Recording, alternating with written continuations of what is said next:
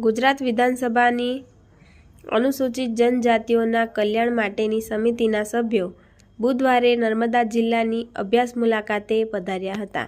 આ સમિતિના સભ્યો મંગળવારે રાત્રે જ એકતાનગર ખાતે આવી પહોંચ્યા હતા। જિલ્લા કલેક્ટર શ્રી એસ.કે. મોદીએ સમિતિના સભ્યો સાથે મુલાકાત કરી જિલ્લામાં આવકાર્યા હતા।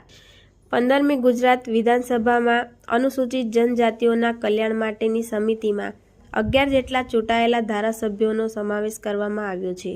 આ સમિતિના અધ્યક્ષ અને સંખેડાના ધારાસભ્ય શ્રી અભયસિંહભાઈ તડવીની સાથે કુલ 6 સભ્યો પૈકી ઝઘડિયાના ધારાસભ્ય રીતેશભાઈ વસાવા, દાતાના ધારાસભ્ય શ્રી કાંતિભાઈ ખરાડી, દાહોદના ધારાસભ્ય શ્રી કનૈયાલાલ કિશોરી, નાંદોદના ધારાસભ્ય શ્રી ડૉક્ટર દર્શનાબેન દેશમુખ, વ્યારાના ધારાસભ્ય શ્રી મોહનભાઈ કોંકણી, નિઝરના ધારાસભ્ય શ્રી જયરામભાઈ ગામિત અને છોટાઉદેપુરના ધારાસભ્ય શ્રી રાજેન્દ્રસિંહ રાઠવા જોડાયા હતા।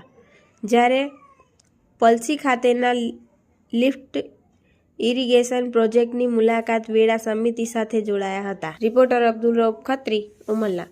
અમારી ચેનલને લાઇક કરો અને સબસ્ક્રાઇબ કરો।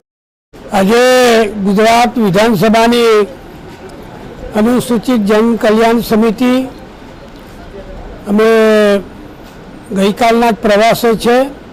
આજે નર્મદા જિલ્લામાં કરજણ ડેમ ખાતે આવી પહોંચ્યા છે અને મારી સાથે નાંદોદના ધારાસભ્ય ડૉક્ટર દર્શના દેશમુખજી, અમારા મોહનભાઈ, અમારા જયરામભાઈ, અમારા રાજુભાઈ, ધારાસભ્યો સાથે આ કમિટીની સાથે એ ડેમની મુલાકાત લીધી। અધિકારીઓ સાથે જે બાકી કામ હતું એ અમારા ધારાસભ્યશ્રી સાથે એને ચર્ચા પણ કરી। જે બાકી કામો છે તે વહેલી તકે થાય, ટેન્ડર લેવલે જે હોય તે, પણ વહેલી તકે ખેડૂતોને પાણી મળે એવી કમિટીએ નોંધ લીધી છે।